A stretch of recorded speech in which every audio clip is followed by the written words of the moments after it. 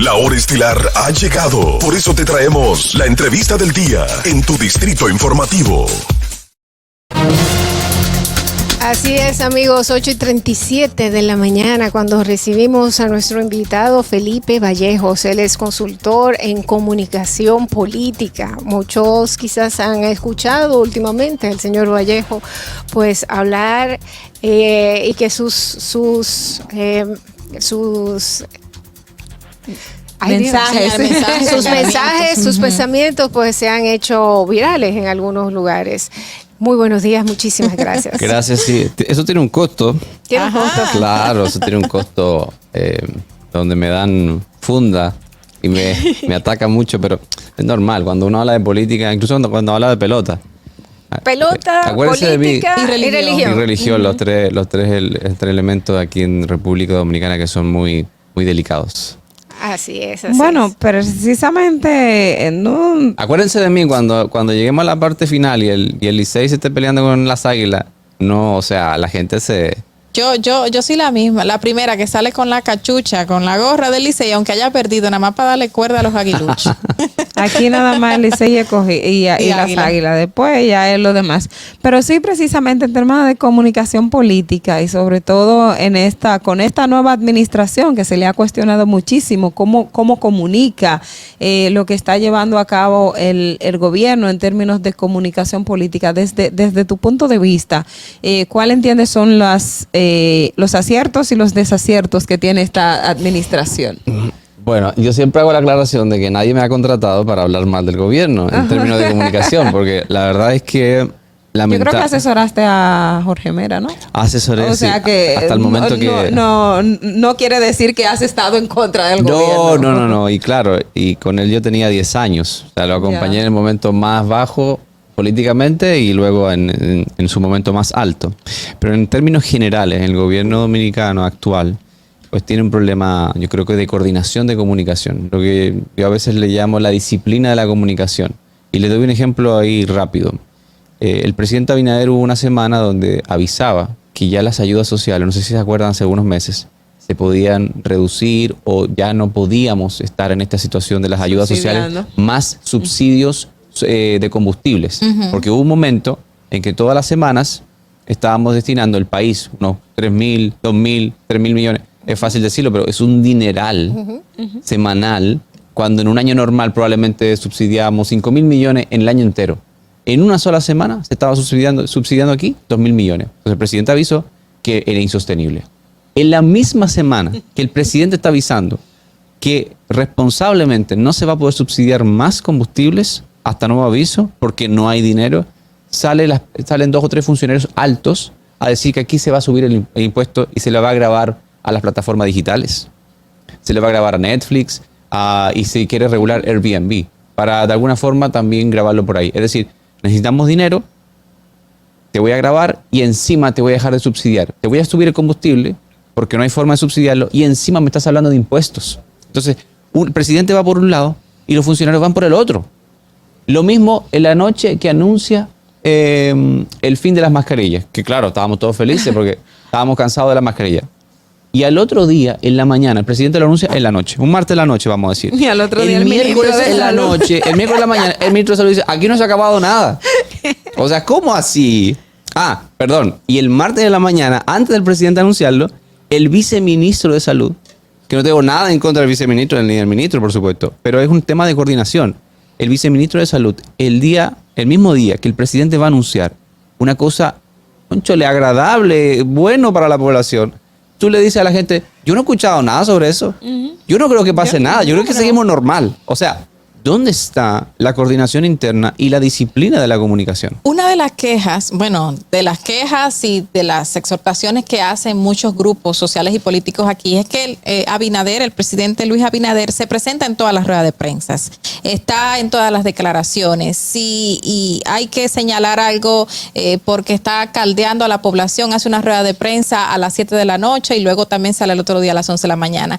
Esa exposición del presidente, ¿cómo tú la calificas desde el punto de vista de comunicación política? Es un riesgo, porque yo pienso que el presidente no tiene por qué estar poniéndole el pecho a todas las crisis. O sea, ha sido de tal manera, porque quizás él siente, sin conocerlo, sin conocimiento de causa, que él cuando ve una crisis de un ministerio o de un ministro o de un funcionario en particular, él dice, yo lo resuelvo.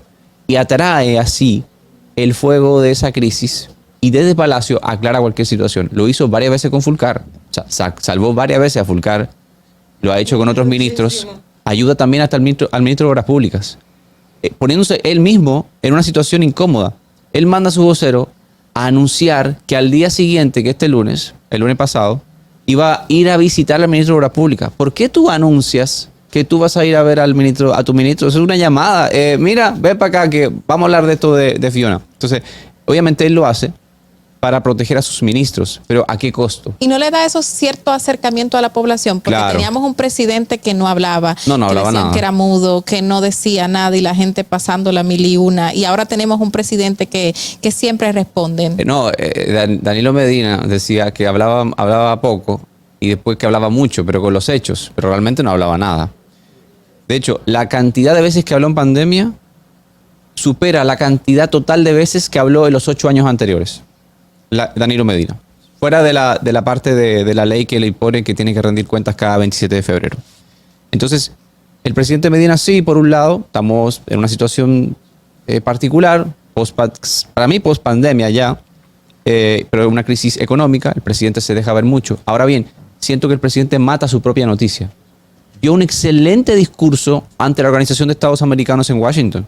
¿Por qué es que tú vas y cuando llega al país me das una rueda de prensa donde luces cansado, donde no anuncias nada, solamente dices, nos fue muy bien, tuvo una excelente reunión? O sea, presidente, permita que corra el discurso de la OEA, que fue mucho más empoderado y usted estaba en toda su facultad física y mental para hacerlo. Si usted está cansado, no dé esa rueda de prensa. Además, el día que da la rueda de prensa, en la mañana está en un hospital y dice, anunciaré algo en la tarde. Sí, voy a hablar con él de eso. Eso lo hace con mucha frecuencia. De hecho, antes de ayer, cuando iba a hablar también de los resultados o el balance de lo que ha sido el tema de la respuesta a Fiona, ya en la mañana dijo, pues en la tarde voy a hablarle a ustedes de los avances. Mientras tanto, hay unos 36 puentes. No recuerdo qué cantidad fue que habló. Dio unos montos que al final en la rueda de prensa principal no los dio. Prometió que iba a dar unos datos, tampoco lo tenía disponible. O sea, yo no digo que el modelo anterior de, por ejemplo, Leonel Fernández, que le encantaba hablar de la administración del silencio, que era un misterio dónde andaba el hombre o hablaba una vez por semana. Cada uno tiene su libro, lo respeto. Y a veces hay gente que me critica y me dice, sí, pero López Obrador habla todas las mañanas. Es cierto. Pero es un modelo que debe aplicarse a cada mercado, a cada país. Entonces, Abinader debe preguntarse, ¿me está sirviendo este modelo de comunicación constante o me está afectando? Pero porque hay algo que yo me puse a analizar y es que ante la desconfianza que hay del pueblo con los funcionarios, el ver al presidente enfrente y reuniéndoles y pidiéndoles a todos pues cuentas de lo que han hecho, mucha gente lo ve positivo. Claro. Ve como un cambio, se siente respaldado un poquito más seguro, porque no podemos decir que la población en 2 años se va a sentir segura después de haberse sentido tan inseguro por tanto tiempo por la presencia del presidente. No, sin duda. ¿Cómo tú lo aconsejarías? Yo en ese sentido presidente, si a usted le gusta hablar, fantástico, qué bueno, pero no mate su propia noticia. Es decir, si usted tiene esta semana, voy a hablar 3 veces, voy a estar él suele visitar provincia el fin de semana, tuvo un momento cumbre en estos días en Washington ante la OEA, permita que esa noticia corra.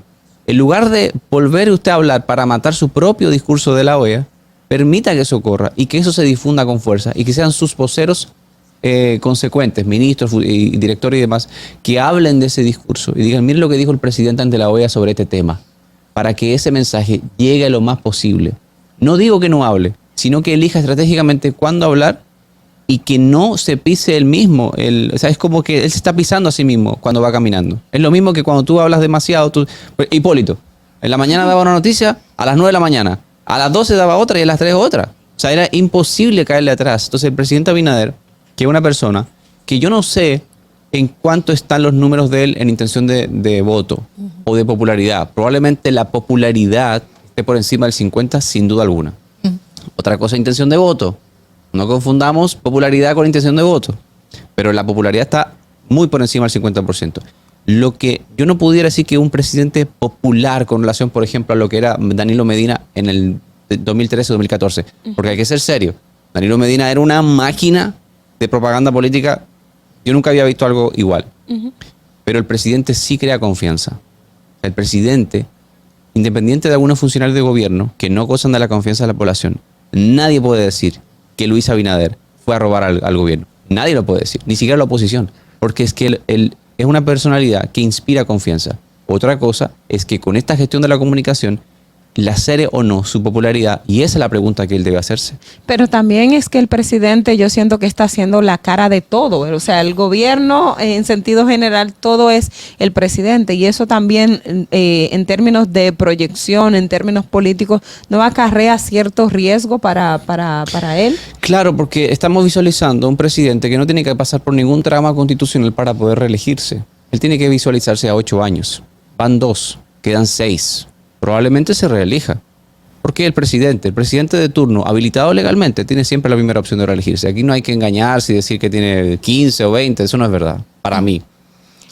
Ante ese señalamiento que dice Dolphy de que no hay mucha confianza en los funcionarios y que de alguna manera u otra que el presidente, aunque se tira al fuego él mismo y arma su propio incendio protegiendo a los demás, pues esto le dice al pueblo, pues tenemos un presidente que va a responder, y si tiene que someter a alguien dentro de su gobierno, pues lo hará.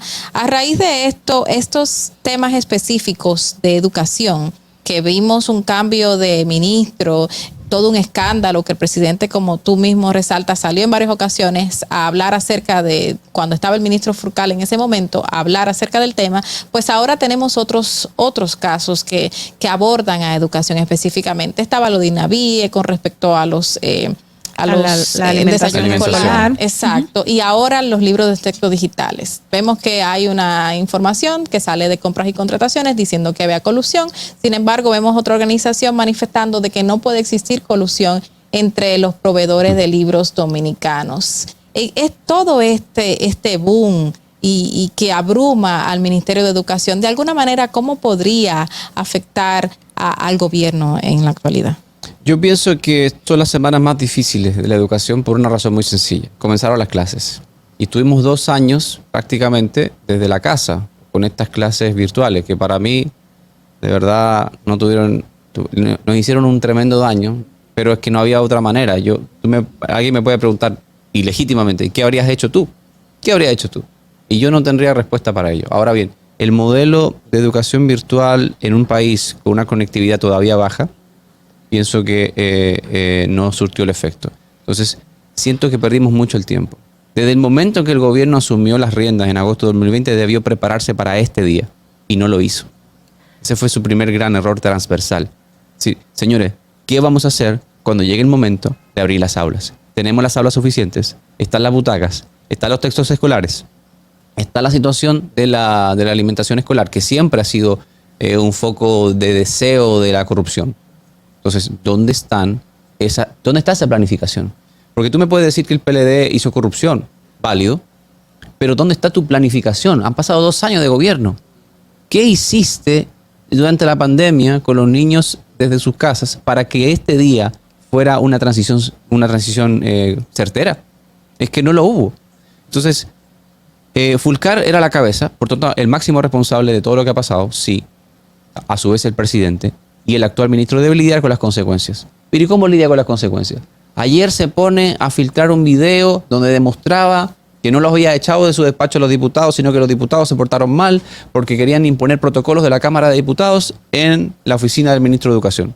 O sea, lo último que necesita un paciente en estado crítico, por no decir en fase terminal, como es la educación en la República Dominicana, es estos chismes, estos pleitos estériles. Si ustedes ven los resultados de la educación de este país, o sea, en 20 años vamos a pagar las consecuencias de que los niños de 10 años lean un texto y no entiendan lo que están leyendo. Que no lean, que no sepan matemática, que no sepan lo básico. O sea, nos quemamos en todos los listados a nivel global. Y tú me dices, pero me estás comparando con países más desarrollados. Puede ser. pero a nivel incluso latinoamericano, la educación dominicana es un problema serio. Entonces, pienso que así como el PLD tiene responsabilidad en términos de calidad, tuviste 2 años para planificarte. Y hoy estamos hablando de este tema, porque los niños vuelven al colegio, a la escuela, no hay butacas. Quieren volver a la escuela y no hay espacio.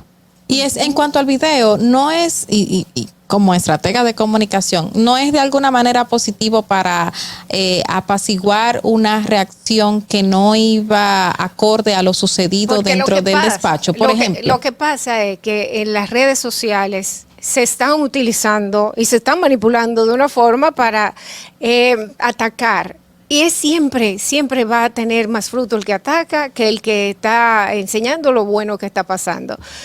No era entonces bueno para el ministro de Educación señalar que lo que se estaba ya diseminando en todas las redes diciendo que el ministro pues actuó de una forma que no fue así, él defenderse mandando ese video y esa comunicación. Pienso que al final, sobre todo el ministro de Educación, pero también la Cámara de Diputados, presidida por el presidente Pacheco, responden a un partido, que es el partido de gobierno, y a su vez al presidente de turno.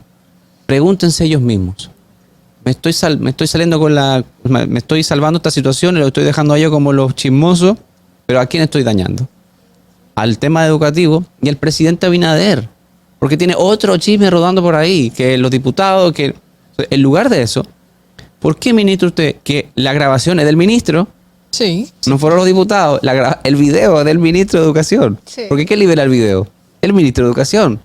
Entonces, ahí es que se desata la ola. Y entonces ahí provoca la reacción incluso de Pacheco. Y le dice Pacheco al ministro de Educación, allá son sus reglas, aquí son las nuestras. O sea, o así, porque el Poder Legislativo puede interpelar al ministro de Educación y lo trae. Y se arma otro lío cuando problemas en educación no nos faltan. Entonces, yo pienso que si estamos entre mismos funcionarios de un gobierno o que respondemos a una misma línea partidaria y de liderazgo, ¿por qué no mejor lavar la ropa sucia en la casa y dejar esta situación? Que fue algo que le funcionó muy bien por mucho tiempo al PLD hasta que comenzaron a lavar la ropa en el patio. Claro, forzaron hasta el final, pero hasta el 2018 se habían entendido más o menos bien. Bueno, señores, pues habló una persona que de verdad sabe de comunicación. Muchísimas gracias a Felipe Vallejo, quien es consultor de comunicación política. Esperamos tenerlo semanalmente para que nos hable de las cosas. No sé si semanal, pero aunque me sea comprometo quincenal. a volver. Sí, aunque sea de quincenal, vamos a hablar con usted. Felipe Vallejo estuvo con nosotros. Señores, 8:54, llegó el momento de despedirnos, agradeciéndoles a todos ustedes la sintonía y recordándoles que mañana a las 7 en punto vamos a estar una servidora, Adolfi Peláez, junto a mis compañeras Carla Pimentel, Yasmín Cabrera y Oglenesia Pérez en Distrito Informativo. Que pasen un feliz resto del día. Bye, bye. Distrito Informativo.